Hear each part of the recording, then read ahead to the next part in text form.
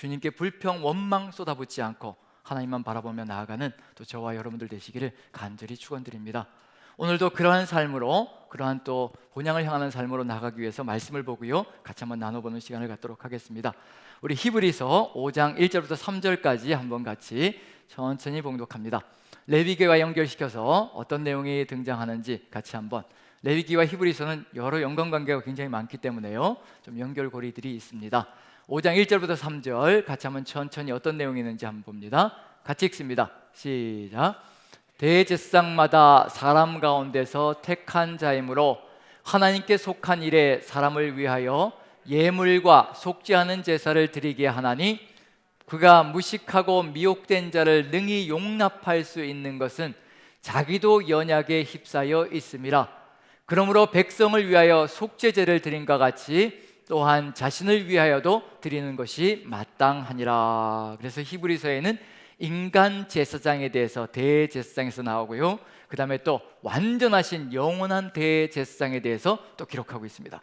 이렇게 인간은 늘 스스로의 죄, 대제사장이지만 그럼에도 불구하고 자신의 죄를 먼저 속해야만 백성들의 죄를 속할 수 있는 자격이 주어진다는 점에서 완전하신 대제사장이신 우리 예수님과 차별이 주어지고 있다는 것을 분명히 보여주고 있습니다. 레위기를 통해서 우리가 이런 비교를 통해서 레위기가 우리의 삶 속에서 어떻게 실현되어지고 또 어떻게 연결고리를 만들어가고 있는가를 같이 한번 살펴봤으면 참 좋겠습니다. 그리스도인으로 살아가면서 한번 고민을 해보는데요, 그리스도인으로 살아가면서 가장 힘든 것이 무엇일까라고 한번 생각을 해봅니다. 혹시 여러분들 생각해 보신 적 있으신가요? 그리스도인으로 살아가면서 가장 힘든 것이 무엇일까? 제가 대답을 하자면, 제 삶을 가지고 반추해 보자면요, 일상의 그리스도인이 되는 것이 저한테는 그렇게도 쉽지 않고 어렵다는 것을 깨닫습니다.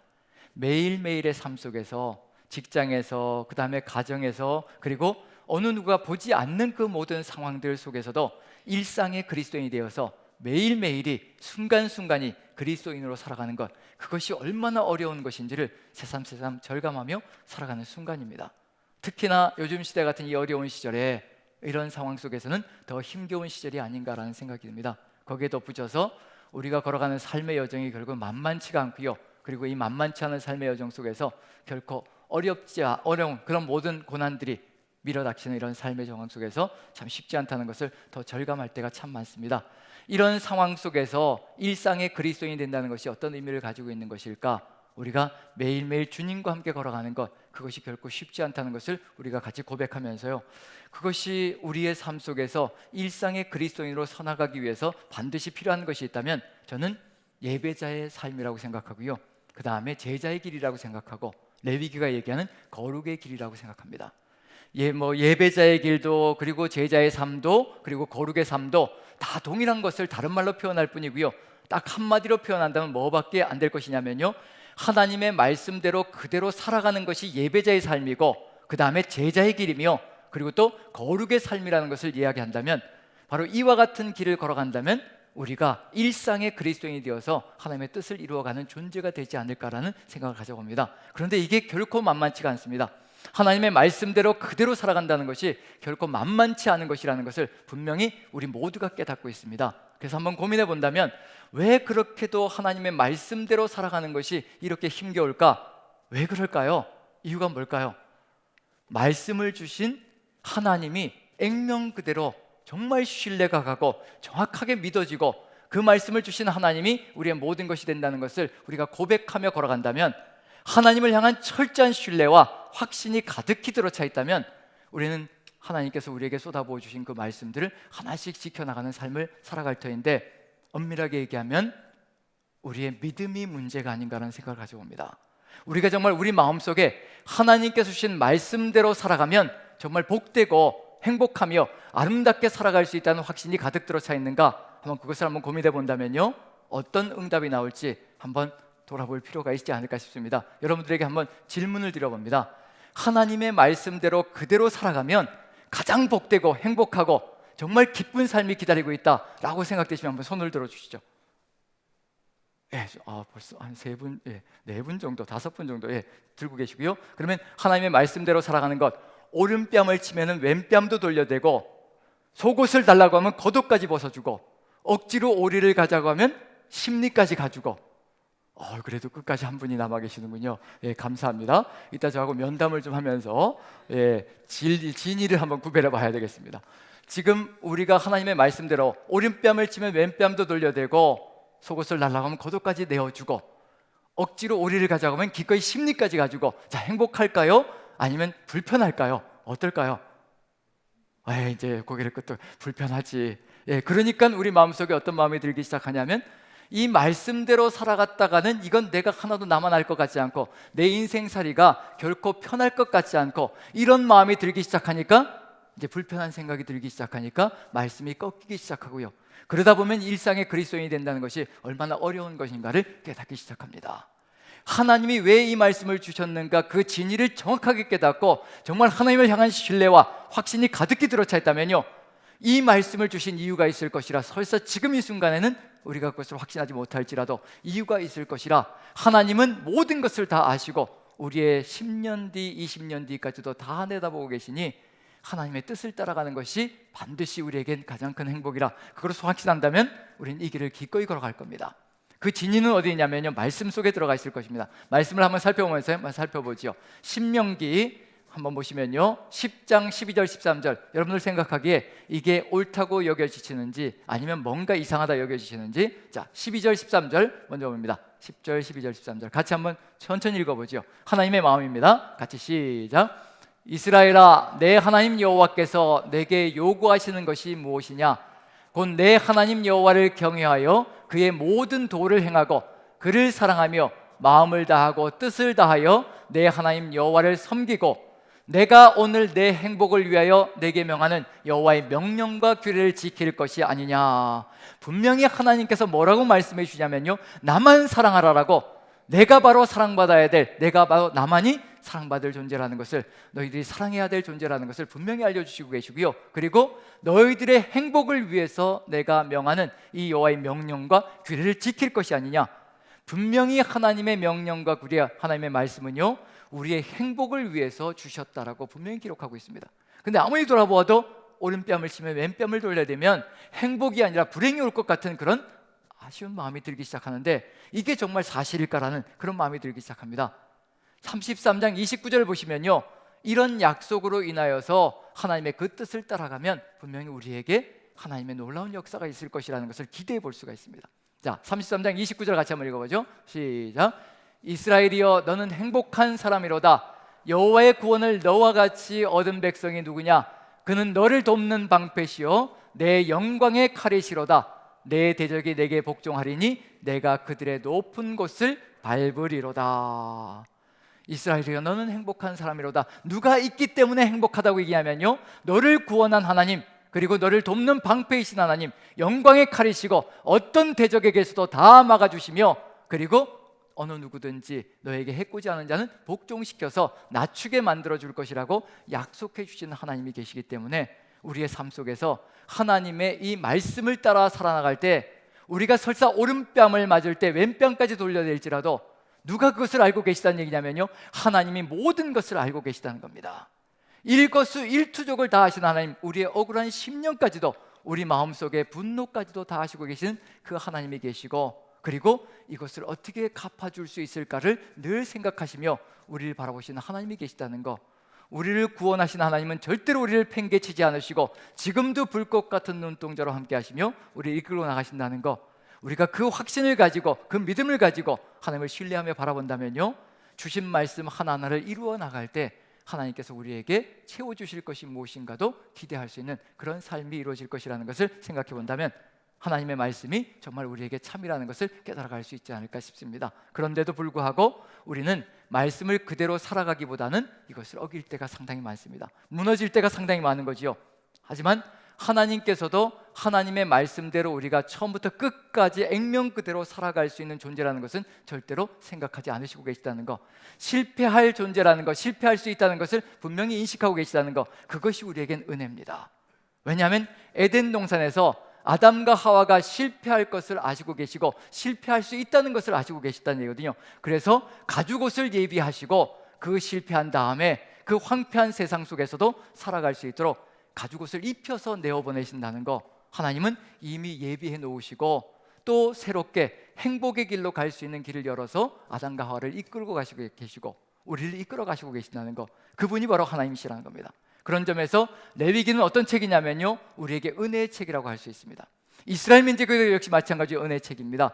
죄를 저질러서 실패하고 하나님의 말씀을 무너뜨리고 실패와 죄악으로 가득 들어차 있을 때 그것으로 끝장내지 않으시고 다시 돌이켜서 다시 행복의 길로 이끌어 가시는 하나님의 역사가 레위기 안에 가득 들어차 있다는 겁니다. 그래서 레위기를 주신 하나님이 바로 우리와 지금도 함께하고 계시다는 것, 그리고 레위기를 통해서 이스라엘 민족을 하나님의 뜻을 받들어서 다시 또 행복의 길로 이끌어가는 그런 역사를 보여준다는 점에서 하나님의 희망이고 또 우리에게는 은혜의 책이라는 것을 분명히 알 수가 있을 것 같습니다. 오늘은 레위기 전체 구조를 보면서요, 그 레위기 속에 나와 있는 그 내용들을 보면서 레위기를 바라보았던 이스라엘 민족보다 우리 그리스도인들이 더 나은 은혜를 누리고 있고 더 행복하고 복된 길로 나아갈 수 있는 그런 기회를 부여받고 있고, 그리고 구약의 이스라엘 민족들은 오른뺨을 치면 맨뺨을 돌려댈 수는 없을지 모르겠지만 우리 그리스도인들은 그와 같은 길로 나아갈 수 있는 존재가 되었다는 것을 레위기와 비교를 통해서 한번 살펴본다면요, 우리가 얼마나 은혜 받은 존재인가, 구약 성경에 비해서, 구약 시대에 비해서 우리가 얼마나 큰 일을 감당할 수 있는 존재인가를 한번 돌아볼 수 있지 않을까 싶습니다. 자, 레위기를 한번 구조를 전체적으로 봅니다. 저번 주에는 두 부분으로 나뉘어서 전반부와 후반부로 나눠서 봤는데 오늘은 전체적으로 봅니다. 전체적으로 보면서 저번 주에 나누지 않았던, 소홀히 했던 부분들을 좀 같이 나누면서요, 그 부분을 좀 중점적으로 좀 보려고 합니다. 자, 전반부, 후반부가 있고 중심이 있습니다. 자, 중심에는 16장, 17장이 들어가 있는데요, 대속죄일, 대제사장을 통하여서 이루어지는 대속죄일이 들어가 있습니다. 즉 가장 중심에 누가 들어가 있냐면요, 모든 죄와 부정을 사하는데 대제사장이 1년에 한 차례씩 그것을 이루어가는 사명자로 서서 이스라엘 민족을 깨끗하고 정결한 길로 세워나가는 역할을 감당한다는 것, 그 가장 중심에 대제사장의 사역이 들어가 있습니다. 그 다음에 전반부에 1장부터 15장까지요, 죄를 사하고 부정을 사하는 것에요 가운데 중심을 누가 잡아주고 있느냐면요, 제사장들이 잡아주고 있습니다. 제사장 위임식이 있고 제사장들이 속죄의 제사를 드리고 부정과 정결을 구별해 주므로 제사장들이 삶의 중심을 이루면서 백성들의 삶을 이끌어 나가는 것, 즉 중심의 기둥이 되어주고 있다는 겁니다. 그럼 결국 무슨 얘기냐면요, 제사장들이 중심에서 기둥을 잡아주고 백성들을 이끌어 나갈 때 이 백성들은 죄사함의 길로, 즉 죄를 저질렀을지라도 죄사함의 길로 나아가고 부정을 저질렀을지라도 다시 또 정결함으로 나아갈 수 있는 기회를 부여받을 수 있다는 것. 그럼 누가 있어야 이스라엘 민족은 살아갈 수 있다는 얘기인가요? 죄 가운데서도 제사장들이 있어야 죄 가운데서도 살아갈 수 있다는 것. 그 다음에 후반부에서도 역시 마찬가지로 후반부는 이와 같이 죄와 부정이 깨끗하게 사함을 받으면 그 다음엔 어디로 가야 되냐면요, 행복의 길로 나가야 되겠죠. 그 행복의 길은 뭐냐면 다시 또 하나님의 규례와 법도를 따라서 나아가는 삶, 그 길로 돌아가야 된다는 것. 그래서 그 길로 돌아가는데 그것을 또 누가 이끌어가느냐면요, 역시 또 후반부에도 중심은 누가 잡아주고 있냐면요, 21장, 22장에서 제사장들이 중심을 잡아줍니다. 이때는 이미 죄를 다 사하는 길로 나갔기 때문에 전반부에서요, 후반부에서는 제사장들이 앞장서서 본이 되는 삶으로, 즉 하나님의 말씀과 규례를 지키는 삶으로 나아가야 하기 때문에 제사장들이 앞장서서 하나님의 율법을 가르치며 율법을 먼저 삶으로 실천하고요, 그 길을 걸어가는 삶을 살아갑니다. 그 길이 이루어질 때 누가 그 뒤를 따라가느냐면요, 이스라엘 민족이 제사장들의 뒤를 따라가며 이제 하나님의 뜻을 따라서 살아가는 역사가 펼쳐진다는 얘기거든요. 자, 여기서 보면 누가 레위기의 중심을 잡아줘야 된다는 얘기인 거예요. 전체적으로요, 제사장들이 중심을 잡아주고 있습니다. 그럼 누가 무너지면 끝날 수 있다는 얘기인가요? 제사장들이 무너지면 이스라엘 백성의 삶이 무너질 수 있다는 것을 보여주고 있는 중입니다. 자, 우리 그리스도인들은 이보다 더 나을 수 있다는 것, 우리는 중심을 누가 잡아주고 있나요? 레위기는 이와 같이 이스라엘 민족은요, 중심을 제사장들이 잡으면서 백성들이 이끌고 나갑니다. 죄를 사함받는 것에도 제사장들이 중심이 되어서 죄사함의 길을 이끌어 나가고, 그 다음에 죄사함이 이루어졌을 때 그 다음에는 백성들을 이끌며 말씀을 지키고 그리고 실행하는 길로 나아가는 삶으로 이끌어 나갑니다. 이 제사장들 중심을 잡아주고 있는데 우리 그리스도인들은 누가 이와 같이 중심을 잡아주고 있나요? 이와 같이요, 예수 그리스도이십니다. 목회자가 아니고요, 성령께서 중심을 잡고 이끌어 가십니다. 그래서 우리는 더 나을 수 있다는 겁니다. 누가 이끌어 가기 때문이냐면요, 사람이 아니라 하나님이신 예수 그리스도께서 우리에게 보혜사 성령으로 내주하시며 이끌어 가시기에 우리는 더 나은 길을 걸어가며 더 나은 세상을 열어갈 수 있는 존재가 될 수 있다는 것을 보여주고 있는 중입니다. 자, 그러면 이제 이걸 보면요, 무엇을 느낄 수 있냐면요, 전반부에 이스라엘 민족이 죄를 저지르면 누가 중심에서 그 길을 이끌어 나간다고요? 죄사함의 길로 제사장들이 이끌어 나갑니다. 그리고 나서 그 죄사함을 받은 다음에는 그 다음에는 어디로 이끌어 가느냐면요, 이제 모든 것이 죄를 사함 받았으니 이제 하나님의 말씀을 따라서 살아가는 길로 제사장들이 이끌어 나갑니다. 그럼 이스라엘 민족은 이렇게만 살아가면 망할 수 있을까요? 망하지 않을까요? 한번 생각해 보시죠. 망할 수 있을까요? 망하지 않을까요? 죄를 저지르면 누가 있으면 되는 거예요?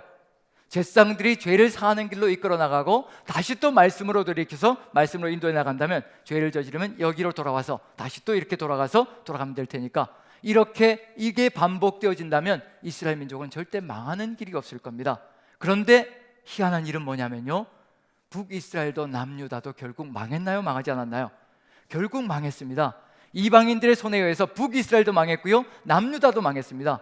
이렇게 죄를 사하는 길, 죄가 쌓이지 않고 죄를 사함받는 길이 분명히 주어져 있고, 그리고 또 하나님의 말씀을 따라 살아갈 수 있는 길이 열려져 있는데 왜 남유다도 망하고 북이스라엘도 망했을까? 그럼 그 이유가 뭔지를 분명히 우리가 살펴본다면 지금 우리 시대는 얼마나 다른 시대를 살아가고 있는가를 비교해 볼 수 있지 않을까 싶습니다. 구약시대 때 북이스라엘이 먼저 망하고요, 남유다가 그 다음 망합니다. 그 망한 이유가 도대체 무엇일까? 호세아 선지자부터 한번 봅니다. 북이스라엘이 망하기 바로 직전에 나타났던 선지자가 바로 호세아, 아모스, 그리고 요나라는 선지자입니다. 세 명의 선지자가 여로보암 2세 때 출현해서 한꺼번에 활동하기 시작합니다.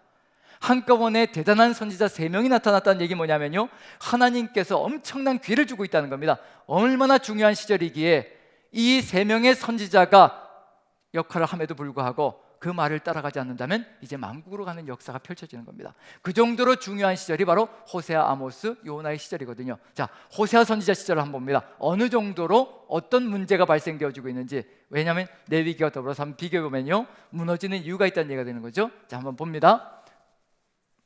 호세아서 4장 6절부터 한번 읽어보면 6절 한번 읽어봅니다. 6절 같이 시작. 내 백성이 지식이 없으므로 망하는도다. 내가 지식을 버렸으니 나도 너를 버려 내 제사장이 되지 못하게 할 것이요, 내가 내 하나님의 율법을 잊었으니 나도 내 자녀들을 잊어버리리라. 여기서 분명히 나온 게 뭐냐면요, 내 백성이 지식이 없으므로 망하는도다. 왜 지식이 없을까? 하나님을 향한 지식이 없는 이유가 도대체 뭘까요? 말씀을 버렸다는 얘기거든요. 근데 누가 이렇게 말씀을 버리게 백성들이 이 지경이 되게 만들었을까? 그 다음에 나타나는 건 내가 지식을 버렸으니 나도 너를 버려 내 제사장이 되지 못하게 할 것이요, 내가 내 하나님의 율법을 잊었으니 나도 내 자녀들을 잊어버리리라. 제사장들이 하나님의 말씀을 가지고 그 말씀을 가르치며 이끌어 나가야 하는데 제사장들이 누구를 알지 못하느냐면요, 하나님이 누구인지 알지 못하고 율법을 잊어버렸다라고 되어 있습니다. 도대체 무엇을 가르치고 무엇을 이끌어 나가는 것인지 알 수 없을 정도로 타락한 길을 걸어가고 있다는 것을 분명히 보여주고 있는 중입니다. 속죄의 제사가 없는 것이 절대 아니거든요. 속죄의 제사가 이루어지고 있습니다. 7절 보시면 7절 8절 보시면 같이 한번 읽어봅니다. 시작. 그들은 번성할수록 내게 범죄하니 내가 그들의 영화를 변하여 욕이 되게 하리라. 그들이 내 백성의 속죄 제물을 먹고 그 마음을 그들의 죄악에 두는도다. 백성들이 속죄 제물을 가지고 와서 제사장을 통해서 속죄 제사를 드리는데 무엇이 없는 제사냐면요, 삶이 없는 제사를 드리고 있는 중입니다. 속죄 제사를 드리고 나면 삶이 달라져야 되거든요. 이 속죄 제사는 무엇을 가지고 속죄 제사를 드리는가? 바로 흠없는 짐승을 끌고 와서 흠 있는 인생을 위해서 속죄 제사가 드려집니다. 레위기에 번제, 소제, 화목제, 속죄제, 속건제 다 들어가 있는데요, 그 제물들은 흠이 없어야만 합니다. 흠이 없는 짐승이 흠 있는 인생을 위해서, 자신을 위해서 죽어가는 그 상황 속에서 이와 같은 일이 벌어진다면 당연히 이와 같이 짐승이 희생되어졌을 때 그 짐승의 희생을 보며 나는 그 길을 걸어가지 않겠다고, 더 이상 그 길을 따라가지 않겠노라고, 이제 더 이상 죄를 짓지 않겠노라고 결단하는 일이 벌어져야 하는데 그렇지 않고 속죄 제물을 먹고 그 다음에 죄악에 그대로 거하는 안타까운 역사가 펼쳐집니다. 제사장들이 제 역할을 제대로 못해주니까 백성들의 죄가 속함을 받지 못하고요, 그대로 백성들은 율법을 따라가지 못하는 삶을 살아가고 있는 중입니다.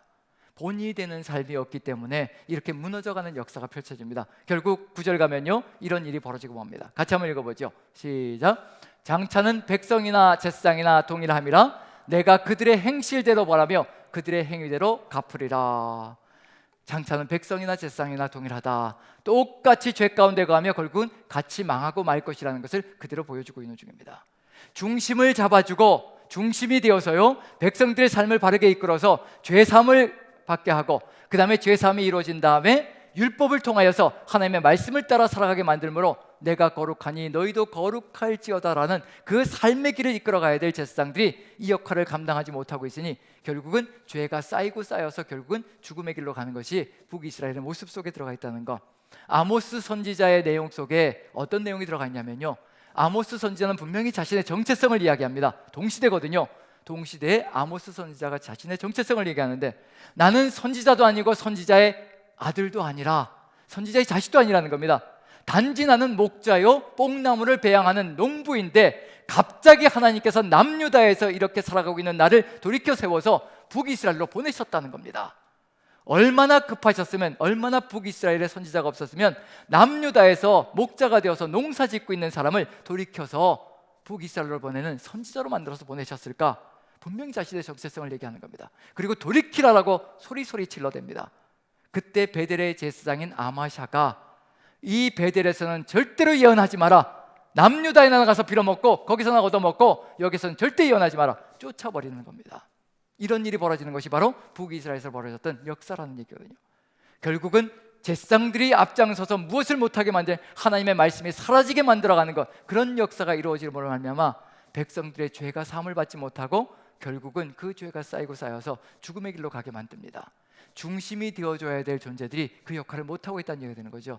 우리에게 흠이 없으신 완전하신 대제사장이신 예수 그리스도가 우리의 중심을 잡고 가신다는 것, 이것처럼 축복된 것은 없습니다. 인생이 삶의 기준이 되어주고요, 인생이 삶을 이끌어 나가는 삶이 시작되면요, 그 인생도 무너질 수 있다는 얘기가 되는 거죠. 그 인생이 무너지면 모든 것이 다 무너질 수 있다는 겁니다. 그게 구약시대 때 제사장들이 중심이 돼서 살아갔던 안타까운 모습들을 보여주고 있는 중입니다. 그렇기 때문에 우리가 얼마나 복된 삶을 살아가고 있는 것인가, 그게 드러나기 시작하는 거죠. 그 다음에 남유다가 망할 때 가장 마지막으로 나타났던 선지자가 예레미야 선지자입니다. 남유다의 망국을 보는 것이 바로 예레미야 선지자죠. 예레미야 선지자 선지서 속에서, 예레미야서 속에서 반복적으로 나오는 것이 하나님께서 내가 수많은 선지자들을 또 보내었다라고 이야기를 합니다. 그리고 마지막으로 보낸 선지자가 누구라고 얘기하시냐면요, 바로 예레미야를 마지막으로 보내셨다고 합니다. 그 마지막으로 보낸 예레미야 선지자 시절에 어떤 일이 벌어지고 있는지 한번 봅니다. 예레미야서 2장을 한번 보죠. 2장을 보시면 7절 8절 한번 읽어봅니다. 7절 8절 같이 시작. 내가 너희를 기름진 땅에 인도하여 그것의 열매와 그것의 아름다운 것을 먹게 하였거늘 너희가 이리로 들어와서는 내 땅을 더럽히고 내 기업을 역겨운 것으로 만들었으며. 자, 이걸 읽어보면 어디가 생각나시나요? 레위기에서요, 가나안 족속들이 얼마나 땅을 더럽혔는지 레위기 18장에 뭐라고 되어 있냐면, 오직 너희는 가나안 땅과 애굽 땅의 풍속을 쫓아가지 말라, 그리고 내 규례와 법도를 따라가라. 가나안 족속의 풍속이 이와 같은 길로 걸어가므로 그 땅이 오염되어져서 그 땅이 그 백성들을 토해낼 수밖에 없다라고 얘기를 합니다. 그와 똑같은 모습이 되어가고 있는 중이거든요. 가나안 족속이 저질렀던 그 땅을 더럽히고 기업을 역겨운 것으로 만들었던 것, 그와 똑같은 일이 벌어지고 있는 것이 바로 이스라엘 민족의 삶 속에 그대로 벌어지고 있는 중입니다. 왜 이런 일이 벌어졌을까? 제사장들이 레위기에서 중심을 잡아주면요, 절대 이런 일이 벌어지지 않습니다. 중심을 잡고 죄사함의 길로 가게 만들고 그 다음에 하나님의 법도와 규례를 따라서 살아가는 본이 되어서 이끌어 나간다면요, 절대 이러한 일이 벌어지지 않습니다. 우리의 삶 속에서도 역시 마찬가지라는 얘기거든요. 우리 구주 예수 그리스도께서 보혜사 성령으로 우리와 함께 하십니다. 목회자든지 어떤 지도자이든지 교회에서 중직을 맡고 있는 사람들이 성령의 역사를 보여주지 못한다면요, 이와 같은 교회가 될 수밖에 없다는 것을 그대로 보여주고 있는 중입니다. 목회자도 마찬가지고요, 중직을 맡고 있는 우리 모두는 앞장서서 성령의 역사가 우리의 삶을 통해서 물결치며 나아갈 수 있도록, 생수의 강이 흘러 넘칠 수 있도록 만들어가는 것이 우리의 사명 속에 포함되어 있습니다. 안 그러면 교회가 무너지는 길로 가게 되어 있습니다. 우리의 소명과 책임이 바로 그와 같다는 겁니다. 우리에게 왕같은 제사장의 소명이 있다는 건 무슨 얘기냐면요, 우리가 왕같은 제사장이 된다는 것은 우리 안에 완전하신 대제사장이신 예수 그리스도의 영이 우리와 함께 하시기에 우리가 왕같은 제사장의 역할을 감당해낼 수가 있습니다. 세상 속에 들어가서 중심을 잡아주는 역할을 감당해낼 수 있는 것, 바로 그게 우리의 역할이고 우리가 걸어가야 될 삶의 길이라는 것을 보여주고 있습니다. 여기서 분명한 것은 뭐냐면요, 땅이 더러워지고 기업이 역겨운 것이 되었다라고 하나님께서 선포하십니다. 8절 보시면요, 도대체 무슨 일이 벌어지고 있길래 이런 일이 되는가? 8절 같이 한번 읽어봅니다. 시작. 제사장들은 여호와께서 어디 계시냐 말하지 아니하였으며 율법을 다루는 자들은 나를 알지 못하며 관리들도 나에게 반역하며 선지자들은 바알의 이름으로 예언하고 무익한 것들을 따랐느니라. 누구밖에 남지 않았냐면요, 예레미야밖에 남지 않았습니다. 선지자들까지도 바알의 이름으로 예언하고 있고요, 제사장들은 하나님이 어디 계시냐고 하나님을 보여주지도 못합니다. 거기에 덧붙여서 율법을 맡은 자들, 제사장들이 율법을 맡아서 백성들을 이끌어가는 역할을 감당해야 되는데 율법을 맡은 자들도 하나님을 알지 못합니다. 도대체 뭘 가르칠까요? 하나님을 알지 못하고 율법을 가르친다. 도대체 무엇을 가르치고 백성들은 무엇을 배울 수 있을까요? 자기들 마음대로 입에서 쏟아져 나가는 대로 가르치고 있는 것이, 자기들 육체의 욕망을 따라서 가르치고 있는 것이 바로 제사장들이요 선지자들의 모습이라는 것을 분명히 보여주고 있는 중입니다. 중심이 다 무너져 버렸습니다. 건물에서 중심이 무너지면요, 중심 기둥이 축이 무너지면요, 건물은 무너지게 되어 있습니다. 쓰러지게 되어 있습니다. 북이스라엘이 무너진 것도 바로 그것이고 남유다가 무너지는 것도 바로 그것이라는 겁니다. 다른 것 없습니다. 중심을 잡아줘야 될 존재들이 제 역할을 못하니까 당연히 하나님 나라가 무너질 수밖에 없는 그런 역사가 일어날 수밖에 없습니다. 18장 18절을 보시면요, 이와 같은 일이 벌어지고 있습니다. 백성들이 이와 같은 말을 하고 있거든요. 한번 읽어봅니다. 같이 한번 읽어보죠. 시작. 그들이 말하기를 오라 우리가 꾀를 내어 예레미야를 치자. 제사장에게서 율법이, 지혜로운 자에게서 책략이, 선지자에게서 말씀이 끊어지지 아니할 것이니 오라 우리가 혀로 그를 치고 그의 어떤 말에도 주의하지 말자 하나이다. 백성들이 앞장서서요, 예레미야가 회개하라고 선포하는 그 모든 것들 듣기 싫다는 겁니다. 우리에게도 제사장이 있고 우리에게도 선지자가 있고 우리에게도 지혜자가 있다는 겁니다. 그러니 아무 소리 하지 말라는 겁니다. 도대체 이 제사장들은 무슨 얘기를 하고 있는 중일까요?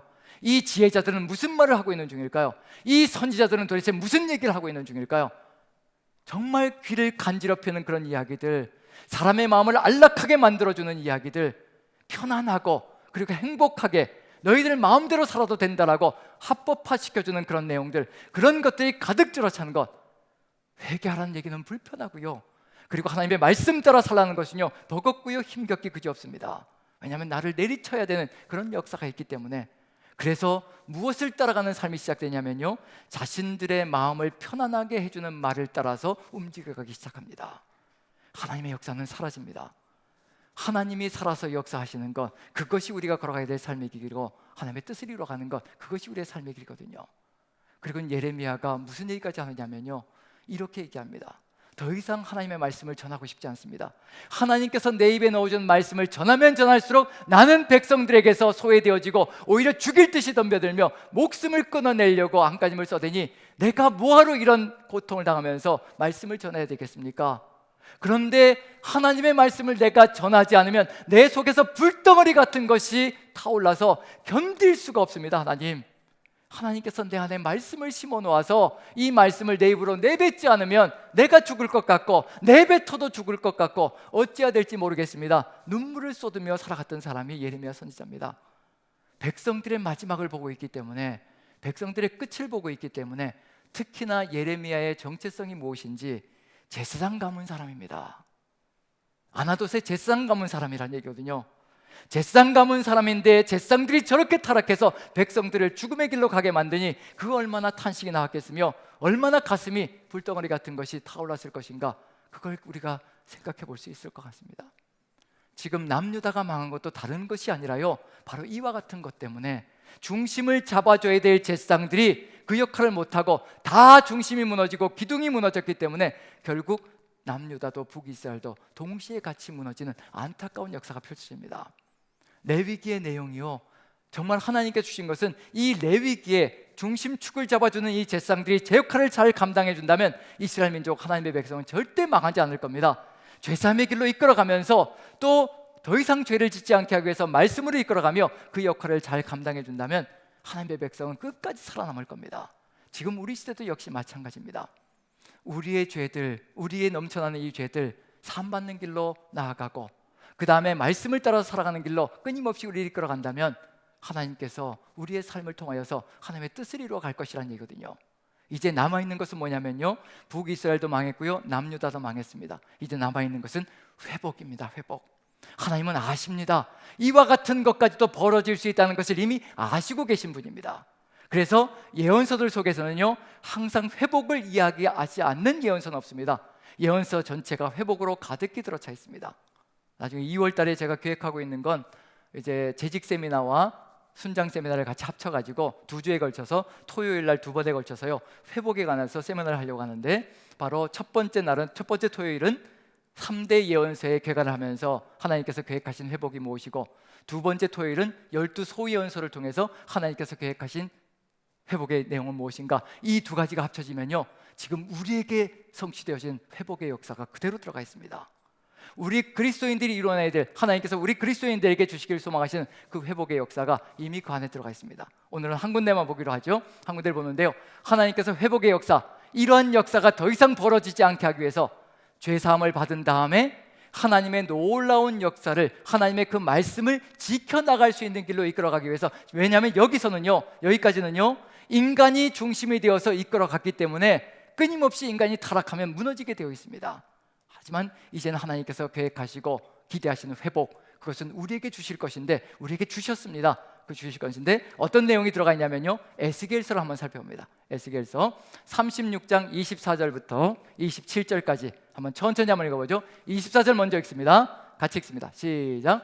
내가 너희를 여러 나라 가운데서 인도하여 내고 여러 민족 가운데서 모아 데리고 고국 땅에 들어가서, 한 절 한 절씩 읽을 터인데요, 어디가 생각나시는지 보시면 되는 겁니다. 이렇게 고국으로 데려간다는 얘기는 무슨 얘기일까요? 백성들이 포로기 동안에 어떻게 한다는 얘기인가요?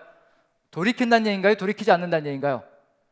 돌이키고 회개하면 이와 같은 역사가 펼쳐질 것이라는 것을 알려주고 계시는 중입니다. 25절 같이 읽습니다. 이렇게 회개하면 그 다음에 어떤 일이 벌어질 것인가. 25절 같이 읽습니다. 시작. 맑은 물을 너희에게 뿌려 너희로 정결하게 하되, 곧 너희 모든 더러운 것에서와 모든 우상 숭배에서 너희를 정결하게 할 것이며. 무슨 일이 벌어지고 있냐? 물로 뿌린다라고 되어 있습니다. 우리에게 물로 뿌리는 게 뭔가요? 그렇죠, 세례죠. 그 다음에 26절 같이 한번 읽어봅니다. 26절. 세례를 받고 나면 이제 깨끗하게 뭔가 이루어질 겁니다. 자, 26절 같이 읽습니다. 시작. 또 새 영을 너희 속에 두고 새 마음을 너희에게 주되 너희 육신에서 굳은 마음을 제거하고 부드러운 마음을 줄 것이며. 뭐가 일어났다는 얘기인가요? 물로 깨끗하게 씻어서 죄사함이 일어났다는 얘기입니다. 그 다음에 마지막, 죄사함이 일어나면 어떤 일이 벌어질까? 이걸 이제 하겠다는 겁니다. 이게 바로 회복의 역사라는 얘기거든요. 그러게 27절 같이 한번 읽습니다. 시작. 또 내 영을 너희 속에 두어 너희로 내 율례를 행하게 하리니 너희가 내 규례를 지켜 행할지라. 제사장들을, 인간 제사장들을 따라가는 역사가 아니라 누구를 따라가는 역사가 있게 만들어 주시겠다는 얘기예요. 성령께서 안에 내주하셔서 하나님의 말씀을 따라가게 만드는 역사를 이루어 갈 것이라, 그런 세상을 열어줄 것이라 라고 약속해 주시고 계시는 중입니다. 에스겔 선지자를 통해서 망한 다음에 이와 같은 역사를 주시는 겁니다. 이게 누구에게 이루어졌나요? 회개하고 그 다음에 세례를 받고 죄사함을 받으면 그 다음에 어떻게 된다고요? 성령을 선물로 받는 역사. 누구에게 펼쳐진 일인가요? 사도행전 2장에 성령 강림 사건이 벌어졌을 때 12 제자들이 뛰쳐나갑니다. 그리고 나가서 선포하기 시작합니다. 성령 강림으로 말미암아 선포하는 그런 역사가 펼쳐지기 시작합니다. 그때 너희들이 죽인 그 주 예수 그리스도가 주가 되시게 하셨다라고 선포하기 시작합니다. 그랬더니 유대인들이 어찌할꼬, 우리가 어찌하여야 구원을 받을 수 있을 것인가, 우리가 어찌하면 될 것인가 라고 이야기하자, 그때 베드로가 선포합니다. 너희가 회개하고 주 예수 그리스도의 이름으로 세례를 받고 죄사함을 받으라. 그리하면 성령을 선물로 받으리니 라는 역사를 이뤄갑니다. 에스겔 선지자를 통해서 보여줬던 그 회복의 역사가 그리스도인들의 삶 속에 그대로 성취되어집니다. 성령께서 내주하시는 역사가 이유가 뭘까요? 무엇을 하시기 위해서일까요? 이제 더 이상 죄로 돌아가지 않고 뭘 해주시기 위해서요? 레위기의 그 후반부에 있는 하나님의 말씀과 규례를 따라서 살아가게 만들기 위해서 우리 안에 내주하셔서 하나님의 말씀을 끊임없이 기억나게 만들어 주시는 얘기거든요. 그게 뭐냐면 마태복음 28장에 나와 있는 것, 오직 너희는 모든 민족으로 제자를 삼아 아버지와 아들과 성령의 이름으로 세례를 주고 내가 너에게 분부한 모든 것을 가르쳐 지키게 하라. 가르쳐 지키게 하는 것. 근데 누가 이것을 이루어갈 것인가? 내가 세상 끝날까지 너희와 항상 함께 하리라. 항상 함께 하시는 보혜사 성령께서 가르치게 하시고 지키게 하시고 그리고 이루어가게 하시는 역사를 만들어 가실 것이라는 것, 그런 길을 열어 가시는 겁니다. 그 다음에 요엘 선지자가 한번 선포하는 내용이요, 요엘 선지자 한번 읽어봅니다. 2장 28절, 29절, 32절 한번 천천히 한번 읽어보죠. 같이 시작. 그 후에 내가 내 영을 만민에게 부어주리니 너희 자녀들이 장래일을 말할 것이며 너희 늙은이는 꿈을 꾸며 너희 젊은이는 이상을 볼 것이며 그때 내가 또 내 영을 남종과 여종에게 부어줄 것이며 누구든지 여호와 이름을 부르는 자는 구원을 얻으리니 이는 나 여호와의 말대로 시온산과 예루살렘에서 피할 자가 있을 것이며 남은 자 중에 나 여호와의 부름을 받을 자가 있을 것임이라. 누구든지 여호와 이름을 부르는 자는 구원을 받는 세상, 그것이 바로 남종이든 여종이든 남녀노소 구별 없이 모든 사람에게, 만민에게 여호와의 영이 부어져서 구원의 길로 가는 세상, 그게 바로 예수 그리스도의 성령께서 우리에게 임하신 성령 강림 사건 때 그대로 성취되어진 역사입니다. 이 회복의 역사가 우리에게 그대로 성취되어졌다는 것은 우리가 이제 이 길로 갈 수 있는 역사가 이루어지고 있다는 것을 분명히 보여주고 있는 중입니다. 자, 그럼 이제 한번 들어가는 거죠. 마태복음부터 요한복음까지 어떤 내용, 예수 그리스도가 누구이신지를 알려주시고 예수 그리스도의 십자가 사건이 들어가 있습니다. 그리고 사도행전은 예수 그리스도의 성령께서 보혜사 성령으로 내주하시고 강림하시는 사건이 들어가 있습니다. 그러면 이제 이 사건을 통해서 죄사함을 받고 그 다음에 또 성령의 뜻을 따라서 인도하심을 받아 살아가는 역사가 펼쳐집니다. 그런데 우리는 실패할 수 있습니다. 그리스도인도 실패합니다. 그리스도인도도 무너질 수 있습니다. 하나님도 그것을 알고 계십니다.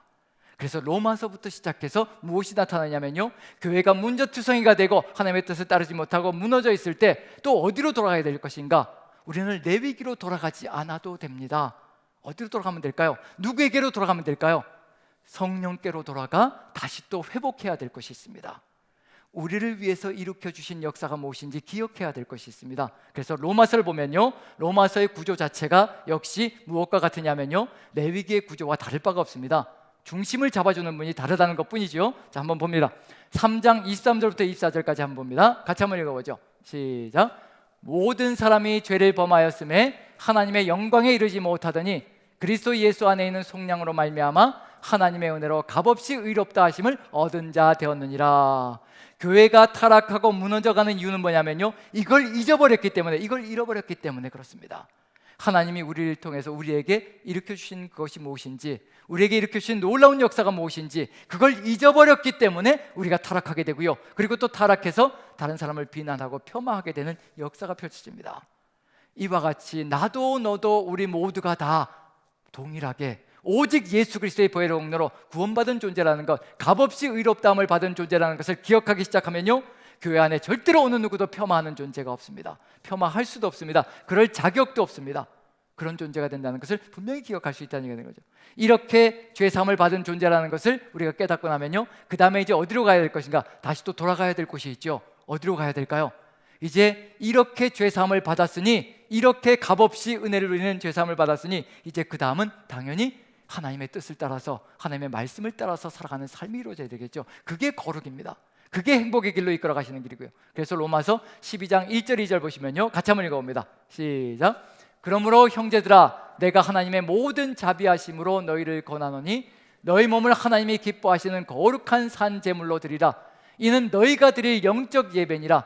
너희는 이 세대를 본받지 말고 오직 마음을 새롭게 함으로 변화를 받아 하나님의 선하시고 기뻐하시고 온전하신 뜻이 무엇인지 분별하도록 하라. 하나님의 선하시고 기뻐하시고 온전하신 뜻은 하나님의 말씀 속에 다 들어가 있습니다. 그 말씀으로 돌이켜서 다시 또 살아가게 만드는 것, 그것이 로마서입니다. 이 중심을 누가 잡아주는가? 레위기는 인간 제사장이 잡아줬거든요. 인간 제사장은 언제든지 타락할 수 있는 존재들입니다. 언제든지 육신의 욕망 속에 똑같이 사로잡힐 수 있는 존재들이거든요. 그런데 우리는 다릅니다. 우리 그리스도인들은 다릅니다. 누가 중심을 잡아주나요? 성령께서, 우리와 함께 하시는 성령께서 중심을 잡아주시는 겁니다. 그래서 8장 1절, 2절, 11절 보시면요, 8장 1절, 2절 먼저 읽습니다. 같이 읽습니다. 시작. 그러므로 이제 그리스도 예수 안에 있는 자에게는 결코 정죄함이 없나니 이는 그리스도 예수 안에 있는 생명의 성령의 법이 죄와 사망의 법에서 너를 해방하였습니다. 생명의 성령의 법이 우리의 삶의 중심이 되시며 우리의 기둥이 되셔서 우리의 삶을 이끌어 가신다는 겁니다. 그리고 어떻게 만들어 주시냐면요, 11절 같이 읽습니다. 시작. 예수를 죽은 자 가운데서 살리신 이의 영이 너희 안에 거하시면 그리스도 예수를 죽은 자 가운데서 살리신 이가 너희 안에 거하시는 그의 영으로 말미암아 너희 죽을 몸도 살리시리라. 우리가 육체의 욕망에 사로잡히지 않게 성령께서 끊임없이 우리를 이끌어 가시며 우리를 세워 가신다는 겁니다. 성령의 소욕으로 우리를 이끌어 가시며 육체의 소욕을 이기게 만드시고 하나님의 뜻을 받들어 걸어갈 수 있게 만들어 가신다는 겁니다. 누구의 영이기 때문일까요? 우리 구주 예수 그리스도의 영이시기 때문입니다. 우리 구주 예수 그리스도의 영이시기 때문에 우리 구주 예수 그리스도께서는요, 이미 오른뺨을 칠 때 왼뺨까지 돌려대셨고요, 속옷을 달라고 할 때 십자가에서 겉옷까지 다 내주셨고요, 그 다음에 억지로 우리를 가져갈 때 기꺼이 십자가 지시고 십리백리까지 가시는 분이 바로 우리 구주 예수 그리스도이십니다. 그 주님께서 우리 안에 함께 하시는 겁니다. 그렇기 때문에 우리도 오른뺨을 치면 왼뺨도 돌려댈 수 있고, 속옷을 달라고 하면 겉옷까지 줄 수 있고, 억지로 오리를 가져가면 심리까지 가줄 수가 있습니다. 그 삶을 살아가셨던 산 제물이 되셨던 우리 구주 예수 그리스도께서 우리 안에서 우리를 그 길로 이끌어 가시기에 우리도 능히 그 길을 걸어갈 수 있는 겁니다. 주님이 우리의 오른손을 붙들고 가시면요, 우리는 능히 갈 수 있습니다. 우리가 자전거를 배울 때 어떻게 배웠던가요? 자전거를 배울 때요, 누가 붙잡아 줬던가요? 누가 붙잡아 줬던가요? 전혀 탈 줄 모르는 그 자전거를 뒤에서 누가 잡아줬던가요? 우리의 아버지들, 우리의 형들이 잡아줬습니다. 그걸 잡아줄 때 느낌이 어땠던가요? 쓰러진다고 생각했던가요? 두려움 없이 방향을 향해서, 앞을 향해서 전진해 나갑니다. 누군가가 그것을 잡아준다라고 확신하고 있을 때 두려움 없이 처음 타보는 자전거인데도, 그런데도 페달을 밟으면서 앞으로 나갑니다. 우리 주의 성령께서 우리를 붙들고 가시는 겁니다. 험악한 좁은 길일지라도, 정말 거칠고 황폐한 땅일지라도 주님께서 우리를 붙들고 가시면 우리는 능히 그 길을 걸어갈 수 있고요, 그리고 때로는 우리 주님께서 그 자전거를 놓으실 때에도 우리 주님께서는 절대 놓치지 않으시고 끝까지 지켜보시며 따라오신다는 것을 믿고 확신할 수 있기 때문에 우리는 그 방향을 향해서 전진해 나갈 수가 있습니다. 우리 주의 성령께서 우리와 함께 하시며 산제물이 되셨던 그분이 우리를 산제물의 길로 갈 수 있는 그 길로 이끌어 가신다는 것, 주의 성령께서 함께 하시기에 우리가 그 길을 갈 수 있고 우리가 끝까지 완주할 수 있는 존재가 될 수 있다는 것, 지금 우리의 중심을 누가 잡아주고 계시는가? 사람을 바라보면요, 절대로 승리할 수 없습니다. 제가 끊임없이 고뇌하고 무너지고 그리고 또 쓰러질 때, 그때는 사람의 말들 속에서 일희일비할 때였습니다.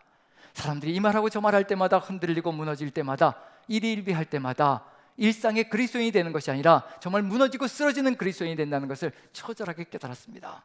그래서 그럴 때마다 하나님께로 방향을 잡고 함께 하시는 성령님의 음성에 귀를 기울이고 하나님의 뜻을 받들어 가려고 몸부림을 치는 것이 저희 삶이고 또 우리의 삶이 되어야 될 줄로 압니다. 지금 우리에게 주어져 있는 삶이라면, 이제 우리가 걸어가야 될 길이라면요, 딱 한 가지밖에 없습니다. 이제 성령께 우리의 모든 것을 내어드리고 순종의 길로 나아가는 것, 그리고 성령의 소리에 귀를 기울이며 나아가는 것, 세상 소리에 귀를 기울이는 것이 아니라요, 세상이 어떤 말로 가문이설로 우리에게 유혹으로 다가올지라도 거기에 귀를 기울이는 것이 아니라 오직 미세한 음성일지라도, 세미한 음성일지라도 최선을 다해서 그 성령의 음성에 우리의 귀를 기울이는 것, 그러할 때 우리도 역시 마찬가지로 하나님의 뜻을 받들어서 이 길을 걸어가며 하나님과 함께 동행하는 내가 거룩하니 너희도 거룩할지어다라는 삶의 길을 완주해낼 수 있는, 삶의 길을 걸어갈 수 있는 존재가 될 수 있다는 겁니다. 지금 우리에게 마지막 순간에, 마지막 순간까지, 우리가 죽음이 눈앞에 다가오는 그 순간까지 저도 여러분도 한마음 되어서 정말 그 세미한 성령의 음성이 천둥소리같이 들릴 때까지 최선을 다해서 묵상하고 기도하고 하나님의 뜻을 받들며 나아간다면 우리는 이 땅 위에서 충분히 주님과 함께 내가 거룩하니 너희도 거룩할지어다를 완수해내는 귀한 소명자들이 될 줄로 압니다. 천천히, 때로 힘들고 지치고 때로 쓰러질 때도 있고 때로 무너질 때도 있지만 그럼에도 불구하고 주의 성령께서 함께 하시고 우리를 이끌어 가신다면 끝까지 완주할 줄로 믿고요, 저와 여러분들 끝까지 완주하며 승리하는 삶이 되기를 간절히 축원드립니다. 우리 같이 한번 찬양 드리는데요, 은혜가 풍성한 하나님, 성령의 충만함으로 우리를 인도하셔서 성령의 은사로 가득히 채워주셔서 우리가 주의 뜻을 받들며 나아갈 수 있기를 간절히 소망하는 마음으로 우리 197장입니다. 은혜가 풍성한 하나님은 같이 찬양 드리며 기도하는 시간을 가졌으면 좋겠습니다. 우리 박수 치면서 찬양합니다. 은혜가 풍성한 하나님을, 아멘. 믿는 자 한 사람 한 사람, 어제도 오늘도 언제든지 변찮고 보호해 주시네. 주여, 주여 성령의 은사들을 오늘도 내려 주소서. 성령의 뜨거운 불길로서 오늘도 충만케 하소서. 정욕과 죄악에 물든 맘을 성령의 불길로 태우사 정결케 하소서. 태우소서. 깨끗게 하여 주옵소서. 주여 성령의 은사들 오늘도 내려 주소서. 성령의 뜨거운 불길로서 오늘도 충만케 하소서. 일생의 제물로 돌아가신 우리 주 예수님이시여, 그 속에 은혜를 내리시사 오늘도 구원해 주소서. 아멘. 주여 성령의 은사들 오늘도 내려 주소서. 성령의 뜨거운 불길로서 오늘도 충만케 하소서. 주님의 기쁘신 은혜만을 세상에 널리 전하리는 하늘의 능력과 권세로서 오늘도 입혀주옵소서. 아멘. 주여, 주여 성령의 은사들이 오늘도 내려 주소서. 성령의 뜨거운 불길로서 오늘 3절 4절 찬양합니다. 3절 일생의 제물로 돌아가신 어린 양 우리 주 예수여, 그 속에 은혜를 내리시사 오늘도 구원해 주소서. 주여 성령의 은사들을 오늘도 내려 주소서. 성령의 뜨거운 불길로서 오늘도 충만케 하소서. 주님의 기쁘신 은혜만을, 기쁘신 은혜만을 세상에 널리 전하리니 하늘의 능력과 권세로서 오늘도 입혀주옵소서. 주여, 주여 성령의 은사들이 오늘도 내려 주소서. 성령의 뜨거운 불길로서 오늘도 다시 한 번 더. 주여, 주여 성령의 은사들이 오늘도 내려 주소서. 성령의 뜨거운 불길로서 오늘도 충만케. 성령의 뜨거운 불길로서, 성령의 뜨거운 불길로서 오늘도 충만케 하소서. 우리 다 같이 눈을 감고 잠시 기도하는 시간을 가졌으면 좋겠습니다. 우리 주님께서 함께 하시어 보혜사 성령께서 함께 하셔서 세상의 소리가 아니라 오직 하나님의 말씀을 듣게 만들어 주십니다. 우리가 그 음성의 귀를 기울이고 오직 성령의 역사를 따라 주님의 말씀만 따라가는 존재가 되게 하여 달라고 우리 같이 한번 한 목소리를 기도했으면 좋겠습니다. 우리 한번 힘차게 오직 성령의 뜻을 따라 성령의 인도하심을 따라 주의 말씀만 따라가게 하여 주시옵소서. 같이 한번 주여 한번 외치되 다 같이 기도하는 시간을 갖습니다. 주여! 사랑의 하나님, 우리 하나님께서 함께하여 주시옵소서. 은혜로 역사하여 주시옵소서. 오직 성령의 역사로 인도하여 주시옵소서. 주사 성령의 그 뜻을 받들어 순종의 길을 통하여서 아버지 하나님의 말씀만 따라가는 이제 우리가 얼마나 은혜로 구원받은 존재인가. 하나님의 보혈의 공로로 그 값진 보혈의 공로로 갚을 수 없는 은혜로 아버지 우리가 보혈의 공로로 구원받았다는 것을 가슴에 새기고 더 이상의 죄로 돌아가는 삶이 아니라 오직 하나님의 은혜 가운데 가하며 그 아버지 은혜를 따라서 아버지 말씀을 따라 거룩의 삶으로 나아갈 수 있게 도와주시옵소서. 성령의 소리에 그 세미한 음성에 귀를 기울이고 도와주셔서 오직 아버지의 뜻을 받들게 도와주시옵소서. 세상의 소리가 아무리 크게 들릴지라도 그 소리에 귀를 기울이는 것이 아니라 오직 아버지의 소리에 귀를 기울이고 아버지의 뜻을 받들며 나가게 도와주옵소서. 우리 성도님들 한 분 한 분 오직 주의 나라 위하여 내가 거룩하니 너희도 거룩할지어다 라고 말씀해 주신 그 하나님의 뜻을 받들어 거룩의 길로 생명의 길로 온종일 나갈 수 있도록 일상의 그리스도인이 될 수 있도록 주께서 함께 하시고 내 가운데 인도하여 주옵소서. 아버지께서 함께 하시고 아버지께서 붙들어 주시고 인도하여 주옵소서. 아버지 오직 주님만 바라봅니다. 성령께서 역사하여 주시옵소서. 보혜사 성령이시여 함께하여 주시고 은사로 가득히 채워주시다 아버지의 뜻을 받들게 도와주시옵소서. 아버지의 뜻을 받들게 도와주시옵소서. 아버지께서 함께하여 주시고 사랑의 하나님 주의 은혜에 감사를 드립니다.